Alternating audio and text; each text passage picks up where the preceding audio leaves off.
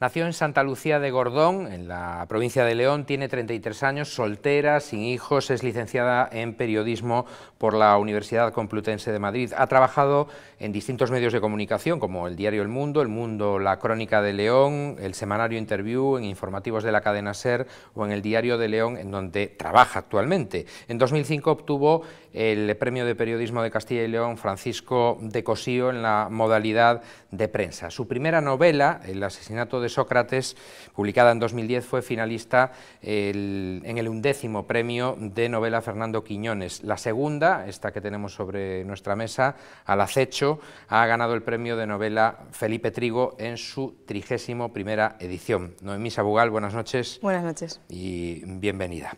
¿Cómo es Santa Lucía de Gordón, la localidad donde usted nació?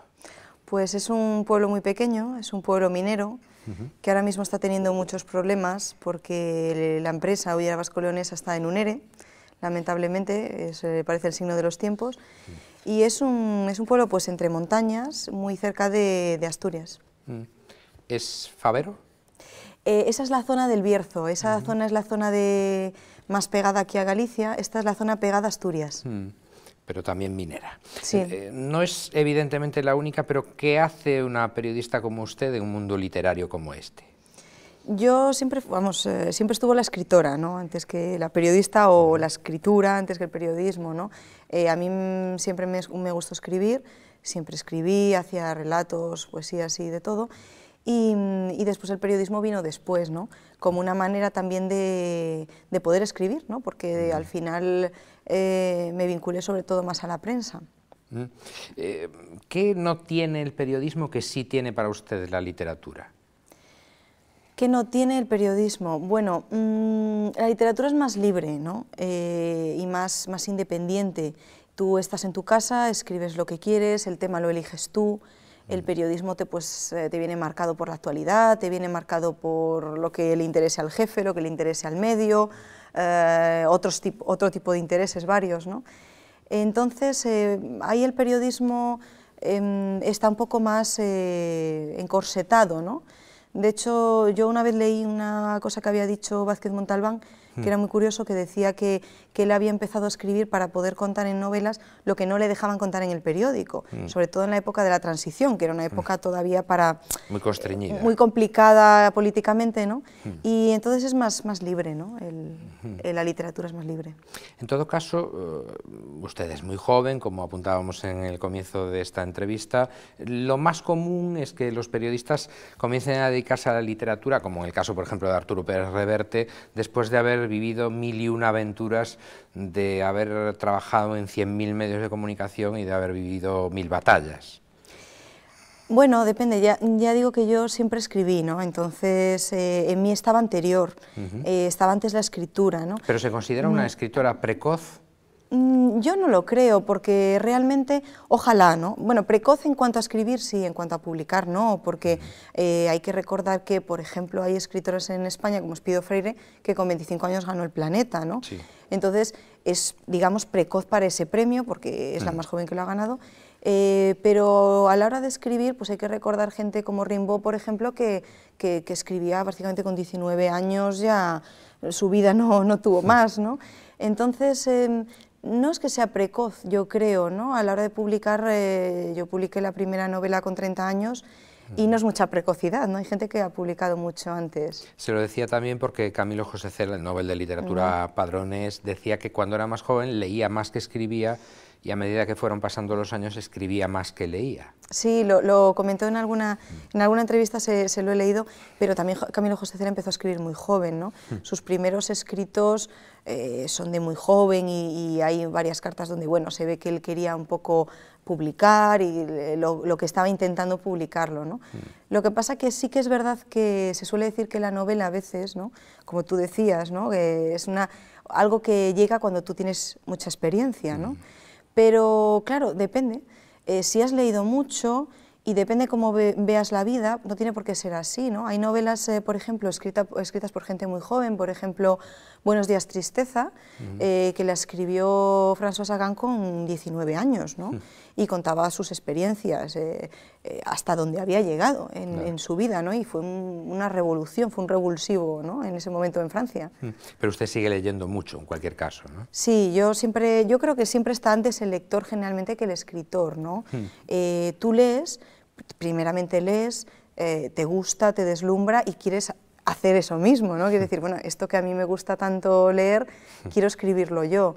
Entonces, generalmente el escritor siempre es un lector, ¿no? No puede ser de otra manera, como es lógico, ¿no? Lo que pasa que sí que hay lectores que no quieren escribir, ¿no? Que a lo mejor no tienen ese, porque si no, todo el mundo sería escritor, claro. Lo que sí me imagino que le habrá enriquecido bastante es el haber trabajado en medios de comunicación de muy distinto signo, digámoslo así, o signo político. Está usted en El Mundo, pero en el Diario de León, en la cadena SER, en fin, hay un cierto equilibrio de fuerzas, ¿no? Bueno, ahí el periodismo es un poco como todo, ¿no? Tú al fin y al cabo tienes que ser un poco consecuente con tu trabajo y lo más honesto posible a la hora de contar las cosas. Después ya sabemos que cada medio tiene sus cargas, ¿no? Tiene las cosas que les gusta tratar y las cosas que no les gusta tratar, sus ¿no? límites. Claro, por eso en la literatura realmente puedo contar lo que yo quiero, ¿no? Ahí no tengo limitaciones, ¿no? Pero ¿cuándo se dio cuenta usted de que tenía capacidad para ir más allá del parco y prosaico teletipo de turno? Pues ya sí, ya hace mucho, ¿no? Ya te comento que siempre escribí, entonces era la idea no era... El periodismo al fin y al cabo está muy pegado a la actualidad, los temas, exceptuando si tú haces un reportaje, no lo eliges tú, ¿no? Te viene un poco dado por las necesidades, ¿no? Mientras que en la literatura tú puedes poner el tema que a ti te interese, hablar de lo que a ti te guste, de investigar lo que a ti te parezca curioso, ¿no? Que abre los temas seguro, vamos, segurísimo. Sí, muchísimo, porque de alguna manera tienes la posibilidad, pues, de ser más tú también, ¿no? Aunque de ser más tú siendo otros, que es lo curioso, ¿no? Muchas veces la gente lee una novela y siempre está buscando al autor en la novela. Sí. Hombre, si yo fuera como algunos de mis personajes me tendría que meter en la cárcel, ¿no? A eso vamos, por ejemplo. O sería una persona muy, muy desagradable, En ¿no? su primera novela, El asesinato de Sócrates, Sócrates era el seudónimo de un periodista local, conocido, ¿no? Pero local, en su obra, fue, como decíamos, además, finalista del premio de novela Fernando Quiñones. ¿Le animó ese galardón para seguir llenando folios? Claro, porque de alguna manera te das cuenta que tú has mandado una novela a un concurso, eso ha pasado por un jurado y de alguna manera ha destacado, ha llamado la atención, les ha parecido interesante publicarlo, ¿no? Es un reconocimiento. Es un reconocimiento, es algo que además la novela sale como con un espaldarazo, ¿no? Hay alguien que la ha leído previamente y ha dicho, yo creo que merece la pena publicarla, ¿no? Y entonces eso me estaba diciendo que iba en la buena dirección, sí. San Martín, que es la localidad donde se desarrolla esa novela, ¿existe o es fruto de su imaginación? San Martín es un trasunto de León realmente, pero yo no le quería poner León porque si no me parecía que de alguna manera la novela se iba a ver muy limitada, ¿no? Y quería que San Martín fuera pues una pequeña ciudad, pero todas las pequeñas ciudades, es decir, podría ser Santiago, puede ser León, puede ser Vitoria, puede ser Burgos, todas las ciudades, digamos, un poco parecidas, con esa idea interiores, todos se conocen a todos, pero en el fondo desconocemos totalmente, ¿no? Pero es una novela de intriga policíaca, ¿no?, sobre la investigación de la muerte de ese famoso escritor y periodista local. ¿Novela negra es? Sí, es novela negra, porque la novela negra de alguna manera, cuando nació la novela negra, nació como novela social, ¿no? Hamed, por ejemplo, cuando empezó a escribir novela negra después del 29, en los años 30, pues describía los problemas que había de paro, el comercio de alcohol que había durante la ley seca, bueno, empezaron los gángsters. Tom Wolfe recomendaba que todo buen escritor pasara antes por la sección de sucesos de un periódico. Claro, yo estuve en la sección de sucesos de un periódico, ¿no? Yo estuve muchos años haciendo tribunales y sucesos, pero realmente yo llegué a la novela negra más a través de las lecturas que a través del trabajo, ¿no? Aunque el trabajo te da un poquito de temperatura, ¿no? Te da un poco esa idea de cómo, como la primera es contemporánea, te da esa idea de cómo puede trabajar un bueno, más o menos un policía, ¿no? Pero yo llegué a la novela negra a través de esa novela de Hamid Chandler, que es novela social, que es una novela que tiene una denuncia y que va a la parte un poco más oscura de nuestra sociedad. No he leído la obra, El asesinato de Sócrates, pero por la sinopsis del argumento, bien podría ser una novela de Manuel Vázquez Montalbán, ¿no? No tenía yo esa referencia en su momento, pero bueno, podría ser en el sentido de que Vázquez Montalbán hacía novelas contemporáneas. Él hablaba de su Barcelona, sí, igual que yo hablaba de mi León en ese momento, ¿no? Él hablaba de los problemas que había, de prostitución, y yo de los que había, de los problemas con la inmigración. Entonces, bueno, en cuanto a novela contemporánea y muy pegada a lo que es la realidad, pues sí, estaría mejor en esa línea, ¿no? Esta nueva novela suya, la que, como decíamos, tenemos encima de la mesa, Al acecho, que también ha merecido un premio, afortunadamente para usted, nos retrotrae a 1936, en Madrid, por lo tanto, al Madrid de preguerra civil, en un ambiente muy convulso, en la República todavía. ¿Por qué eligió ese momento de nuestra historia? Bueno, yo empecé a leer sobre todo ensayos, ¿no?, de la República y de la Guerra Civil, tenía mucho interés por conocer realmente ese momento, ¿no?, que a día de hoy todavía seguimos hablando de ello, hay gente mayor que lo ha vivido, no tanto la República, ¿no?, y por eso escogí precisamente la República, porque hay que pensar que una persona que tenga 80 y pico años vivió la República como niño, es decir, realmente no se acuerda de lo que fue ese sistema político, ¿no?, de lo que supuso para España. Ahora mismo las personas mayores recuerdan lo que fue la guerra como niños, también, por supuesto, lo que les pasó a sus padres, pero no recuerdan ese momento en el que la República vino, que fue además de una manera totalmente pacífica, ¿no? En el año 31 hubo unas elecciones, hubo una mayoría de votos a partidos republicanos, no únicamente de izquierdas, pero sí mayoritariamente republicanos, y Alfonso XIII decide irse de España, no abdica, pero se va, ¿no? Y también es verdad que pienso que la República ahora mismo es una época muy desconocida. Todo se ha centrado en la guerra civil, ¿no? Claro. Y en la posguerra. Sí, y además ha pasado una cosa. Películas, novelas. Es normal también, porque claro, es el momento más complicado, ¿no? Más traumático. Claro, aunque la novela también lo retrata, porque la novela acaba el día 28 de agosto del 36, aunque yo no lo pongo, pero es ese día porque fue el día que fue el primer bombardeo civil de Madrid, ¿no? En el corazón de la ciudad había habido unos bombardeos anteriores en los aeródromos de Getafe y Cuatro Vientos, pero era la primera vez que de alguna manera se rompía un poco ese tabú del bombardeo civil, que después vino Guernica y vinieron muchísimas cosas, y después vino la Segunda Guerra Mundial y bombardeos en Dresde y demás, ¿no? Pero bueno, y la República, sin embargo, quedó un poco, creo que está muy tapada y muy oscurecida por lo que fueron los 40 años de franquismo, ¿no? Que al fin y al cabo se hizo una equiparación de república a izquierdas, cuando no es así. La república es como la República Francesa ahora mismo, era un sistema político basado en el voto, en el cual primero gobernó la izquierda, la derecha gobernó 2 años, y en este momento, en el año 36, volvió a ganar la izquierda de nuevo, ¿no? Entonces, sí, la CEDA también, claro, también gobernó, consiguió ganar las elecciones. Efectivamente, la CEDA estuvo por estrecho margen, creo del 32 al 34, bueno, más bien fue lo que se llamó del 34 al 36 estuvo la CEDA, lo que después, bueno, la izquierda llamó el bienio negro, pero fueron 2 años de gobierno. Entonces, no hay que olvidar que, por ejemplo, cuando vino la República, Alfonso XIII estaba tenía mucho descrédito, ¿no? El apoyo que él había tenido al darle esa dictadura a Primo de Rivera, padre, le había dejado políticamente muy tocado.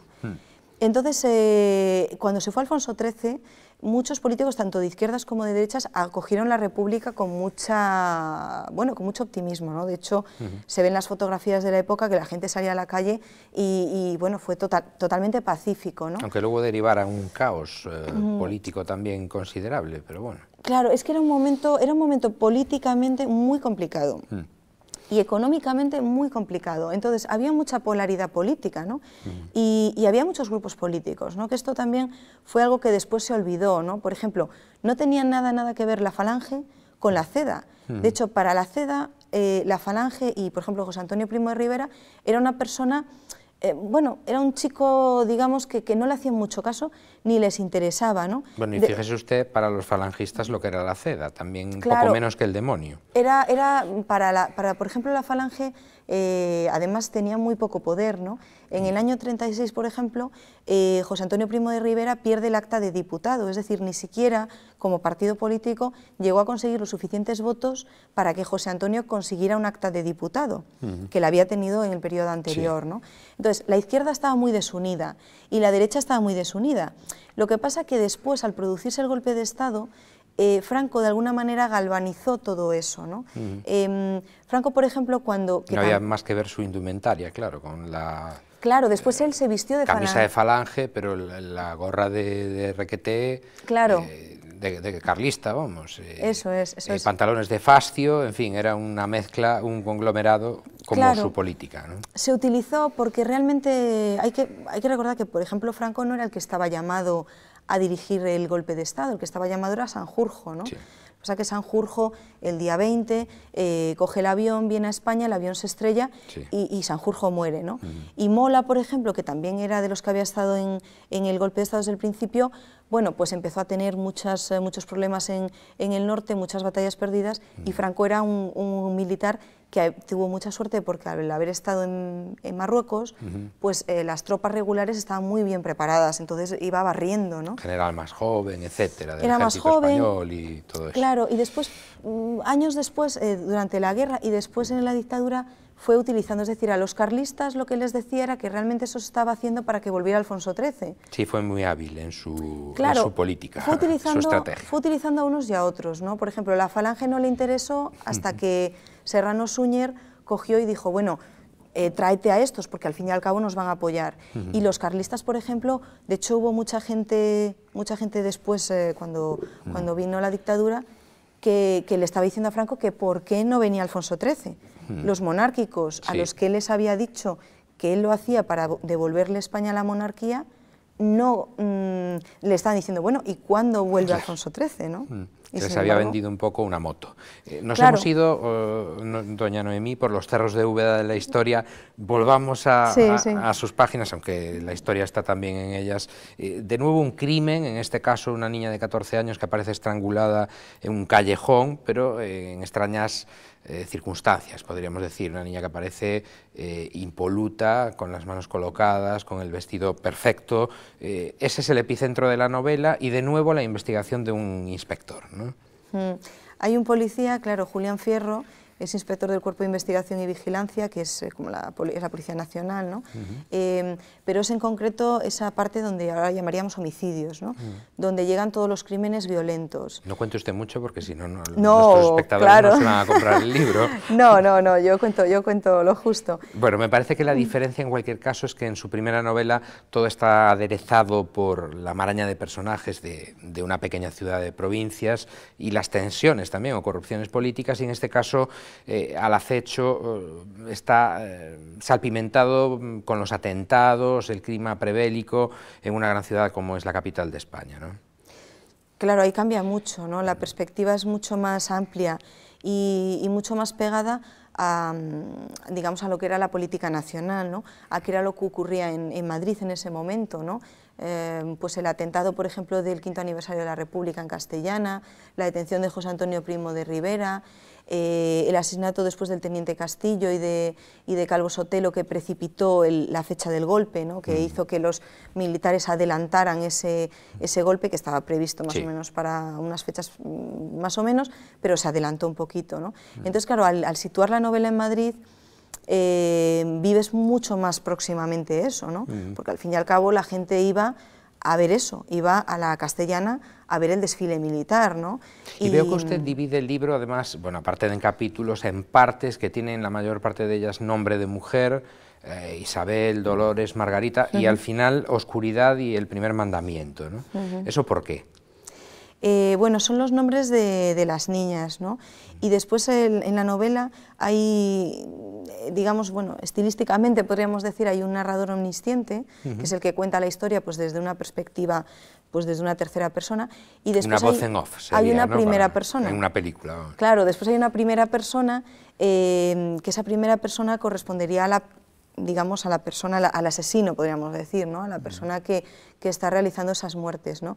Entonces, la división de la novela en capítulos, primero te permite coger oxígeno para seguir leyendo, y también te permite un poco ir hablando de caso por caso, ¿no? Y ir desentrañando todo, el problema social que había y la propia investigación del caso. Ya sabe usted que Thomas Hobbes dijo que el hombre es un lobo para el hombre. ¿Es un poquito lo que usted quería decir con esta novela, en este clima prebélico de inseguridad y de convulsión en España? Sí, de hecho, el título Al acecho viene de El hombre acecha, ¿no? Que es el poemario de Miguel Hernández, un poemario ya de guerra, propiamente bélico. Y claro, eso en el fondo quiere decir por qué nos acechamos unos a otros, ¿no? El hombre es un lobo para el hombre, ¿no? Que también lo decían los romanos ya, o sea, hace un montón de tiempo. Entonces eso quiere decir que de alguna manera nosotros a veces intentamos conseguir las cosas de una manera violenta, contra nuestros propios semejantes. En este sentido, las niñas, el caso de las niñas y lo que ocurre en España en esos momentos son un símbolo. Es decir, que unas niñas sean asesinadas a llegar también a un momento de guerra, habla de cómo somos, de cómo a veces hacemos las cosas, ¿no? ¿Es muy caro el libro? Pues 20 euros, creo que todos más o menos son así. Está estupendo, y es una recomendación que hacemos desde aquí, Al acecho, una novela sin duda interesante. Noemí Sabugal, gracias por haber estado con nosotros. Gracias a vosotros. Hasta una próxima ocasión. Ya sabe que le ha tocado, se lo decía al principio, despedir este espacio. Nos vamos, dejamos aquí una andadura de 3 temporadas, más de 350 entrevistas. Tenemos que dar las gracias, porque si no hubiera sido imposible hacerlo, a todos nuestros compañeros, a Lourdes, a David, a Sergio, a Anito, a Ana, en fin, no quiero olvidarme de nadie. Todos han sido fundamentales para llevar adelante este espacio, que arrancaba, como decimos, hace 3 años con una entrevista al presidente del Gobierno gallego, Alberto Núñez Feijóo, y que concluye hoy, quizá antes de lo que esperábamos, pero agradeciéndoles sin duda su presencia ahí detrás de estas pantallas de Popular Televisión Galicia. No pierdan la sintonía de nuestra emisora, de nuestra estación de televisión. Esperemos vernos en próximas ocasiones en otros lugares, quizá. Buenas noches a todos, que pasen una feliz jornada y que pasen también una buena semana.